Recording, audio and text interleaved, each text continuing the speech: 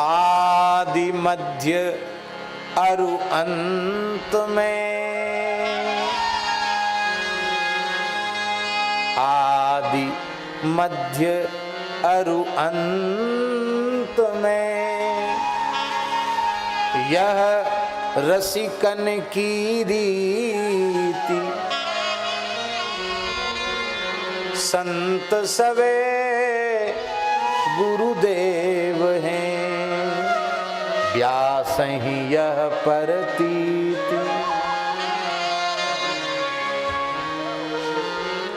एक गुरुनिष्ठ भक्त का चरित्र है भक्तमाल में। वो गुरुजी में भगवान से भी अधिक निष्ठा रखता था। मोते अधिक गुरु जी जानी। उस शिष्य में ज्ञान भक्ति वैराग्य परिपूर्ण था, संपूर्ण साधुता उसमें प्रतिष्ठित थी। लेकिन गुरुजी ही एक ऐसे करुणामय हैं जो शिष्य के गुण नहीं देखते, शिष्य में दोष ही देखते हैं। अब गुरुजी को शिष्य के दोष देखने चाहिए, गुण नहीं देखने चाहिए। गुण देखें पर बोलना नहीं चाहिए, दोष दिखना चाहिए और उनको बिना बोले रहना नहीं चाहिए, बताना चाहिए कि तुम्हारा ये दोष है। क्योंकि गुरु कुम्हार शिष्य कुंभ है, घड़ी घड़ी काढ़े खोट, अंतर हाथ सहाय दे, बाहर मारे चोट।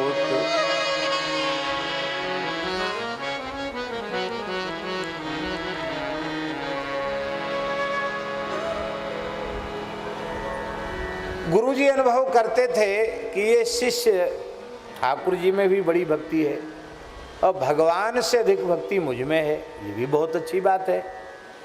लेकिन संतों में वैसी भक्ति नहीं है जैसी मुझ में है, ये कसर है इसकी। तो ये शरीर तो सदा रहेगा नहीं, ये शरीर जब इस अवधि पूरी कर लेगा और पंचत्व में विलीन हो जाएगा, उसके बाद तो इसके भटकने की संभावना बनी रहेगी। और जब सब संतों में गुरु तत्व का दर्शन करेगा तो इसे सदा अनुशासन प्राप्त होता रहेगा, सदा मार्गदर्शन प्राप्त होता रहेगा, फिर इसके भटकने की संभावना नहीं रहेगी। वह अपने चरम लक्ष्य को प्राप्त करके जीवन को सफल बनाएगा।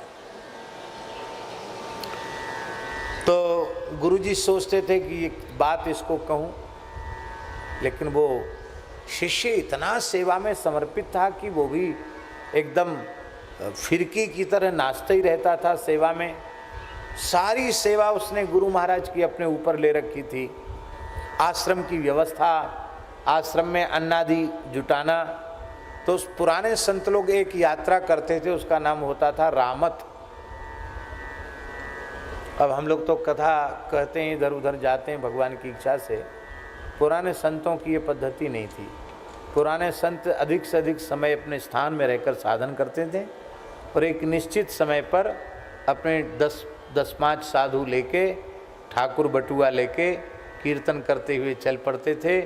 और जहाँ भक्त सेवकाने हैं उसमें जाते थे और जगह जगह पधरावनी कथा कीर्तन होता। मांगते किसी से कुछ नहीं, आकाश वृत्ति से जो कुछ प्राप्त हो जाता अन्न चून, उसको लाकर गुरु महाराज के चरणों में अर्पित कर देते और उसी से निर्वाह होता था। ये पुरानी पद्धति थी। इसको हमारे यहाँ संतों में कहते थे रामत। गुरुजी कहाँ गए? स्थान में नहीं, बोले रामत में गए हैं। तो महीना 1.5 महीने की रामत करते थे संत लोग। और गांव के लोग बैलगाड़ी में अन्न आदि भर करके आश्रम में भेज देते थे। और मान लो वो सुविधा नहीं हुई तो अन्न आदि जो इकट्ठा होता था उसका भाड़ा ही बहुत लग जाएगा, तो उसको वहीं बिक्री करके उसकी राशि दे दी जाती थी और उससे वहाँ जा कर के राशन आदि आश्रम का आ जाता था। ये पुरानी पद्धति थी। तो शिष्य ने गुरुजी को साष्टांग प्रणाम किया और कहा कि रामत का समय हो गया है, यदि आपकी आज्ञा हो तो हम 2-4 साधु लेकर रामत को जाएं। कहा वो तो प्रतिवर्ष का नियम है और उसमें पूछने की आवश्यकता नहीं, जाओ। पर एक बात है, कहा आज्ञा गुरुदेव। बोले एक बात बहुत दिनों से मैं तुमसे कहना चाहता हूँ, पर पता नहीं कौन मुंह पर ताला लगा देता है, मैं बोल नहीं पाता हूँ। बड़ी इच्छा है एक बात तुमको कहने की। शिष्य सावधान हो गया, बोले गुरुदेव आज्ञा करें।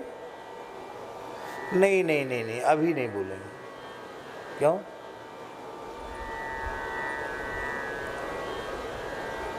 क्योंकि इस समय तुम द्विचित हो, आसन वासन बांध के रामत के लिए जाने का निश्चय कर चुके हो। तो जो व्यक्ति कहीं जाने की हड़बड़ी में हो उसको कोई बात नहीं बतानी चाहिए।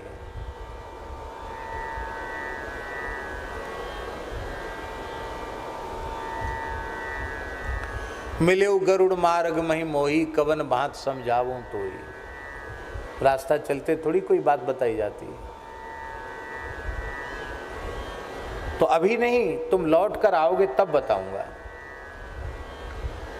आजकल का कोई चेला होता तो गुरुजी से कहता आप चले जाओ रामत में, पहले बताओ क्या कहना चाहते हो। आप हमसे कपट रखते हो, हमसे छिपाव रखते हो, सच्ची सच्ची बताओ क्या कहना चाहते हो। पर ये शिष्य का धर्म नहीं है।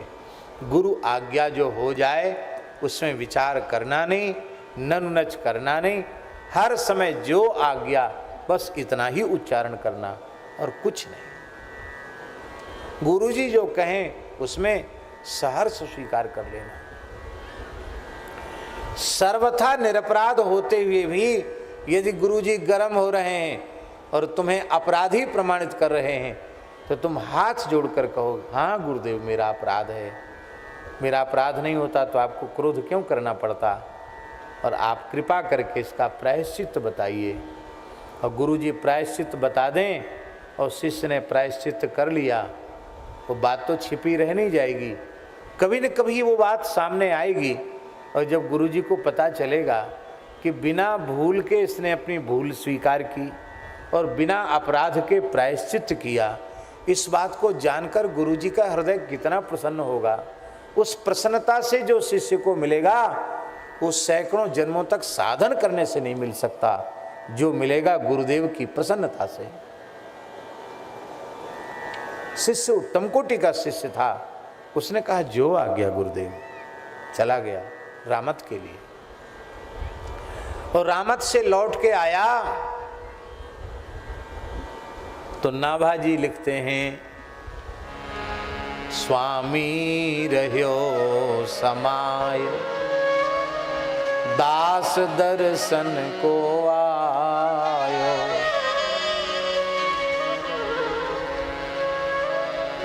शिष्य रामत से लौट के आया तो आश्रम सूना था, उदासी छाई हुई थी।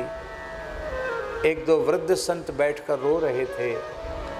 कहा क्या बात हुई, क्यों रो रहे हैं आप? कहे गुरुजी पधार गए और गुरुजी का जल समाधि करने के लिए गंगा जी ले आया जा रहा है। अरे गुरुजी पधार गए, कब? बोले तुम आज आए हो गुरुजी तो कल रात्रि को ही भगवत धाम चले गए। उस समय कोई टेलीफोन के जमाने तो थे नहीं, पता नहीं कब तक शिष्य लौट के आएगा, इसलिए अब संस्कार किया जा रहा है जल समाधि।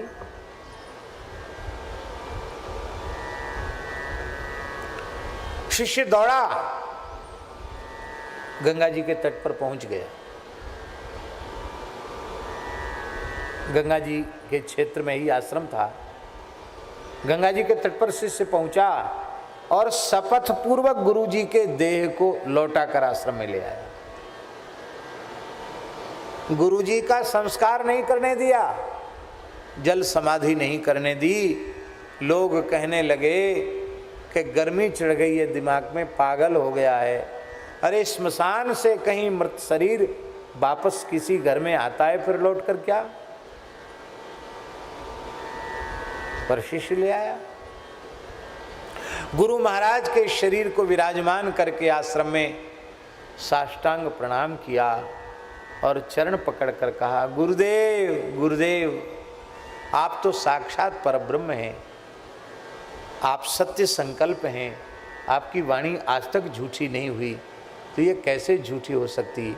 आप मेरी निष्ठा की परीक्षा ले रहे हैं, आप पधारे नहीं हैं।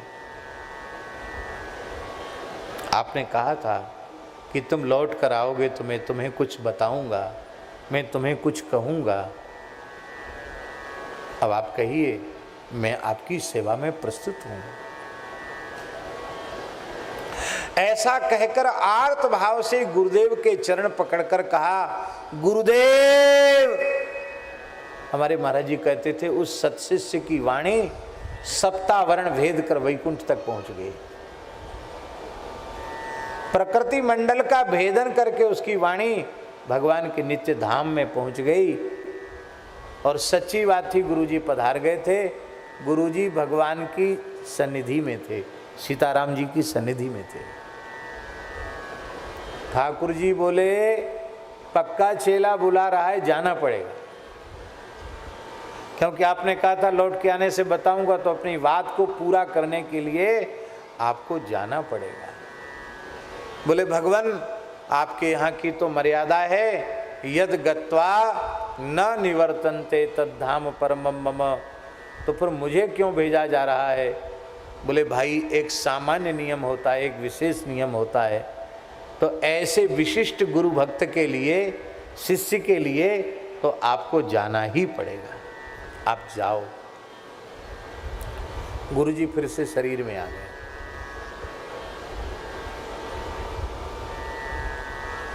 गुरुजी प्रकट हो गए। जैसे कोई सोया हुआ व्यक्ति जग जाए, ऐसे गुरुजी उठ के बैठ गए। वस्तुतः पधार गए थे, पर उनके देह में गुरु तत्व ने पुनः प्रवेश किया और गुरुजी जागृत हो गए। और उन्होंने शिष्य को हृदय से लगाया कि बेटा, तुम्हारी गुरु भक्ति हमको वैकुंठ से खींचकर धरती तक ले आई।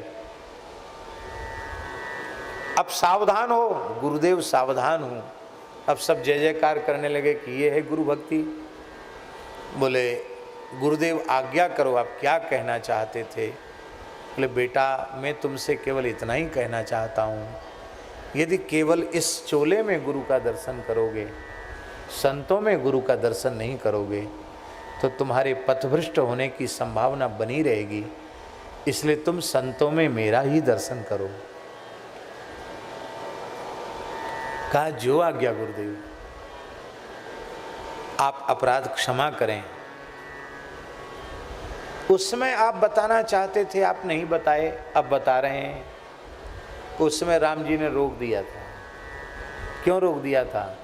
बोले उस समय बताते तो इस बात का उतना महत्व नहीं होता, पर वहां से लौटकर आकर इस बात को बताने के लिए मैं वैकुंठ से उतर कर आया हूं, अब इस बात का महत्व बढ़ गया है।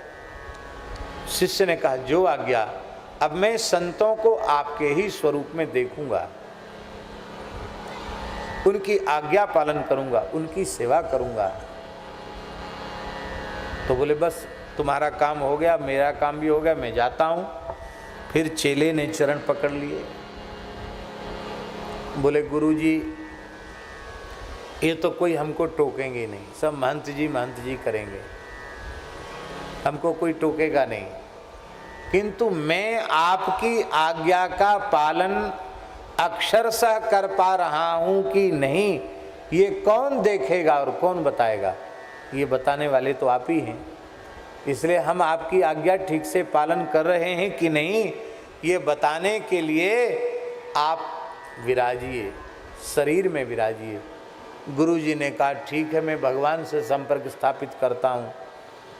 तुरंत भगवान कहीं बाहर थोड़ी, भीतर ही बैठे हैं। पूछा हृदय विहारी से, आपने तो भेज दिया, अब चेला चरण पकड़ता है, बोलो क्या करें? भगवान बोले 1 वर्ष और रहो। शिष्य ने, गुरुजी ने कहा, मैं 1 वर्ष रहूँगा और पुनः वही तिथि जो मेरे देह त्याग की तिथि है, जैसे अगली वर्ष तिथि आएगी, उस तिथि पर मैं पुनः भगवत धाम चला जाऊँगा।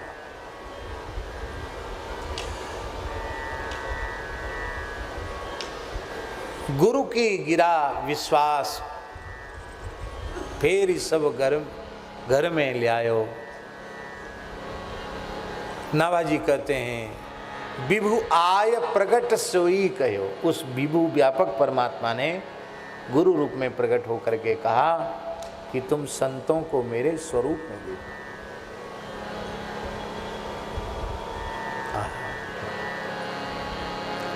और ऐसी निष्ठा होने पर ही माताजी हम संत अपराध से बचेंगे, गुरु अपराध से बचेंगे।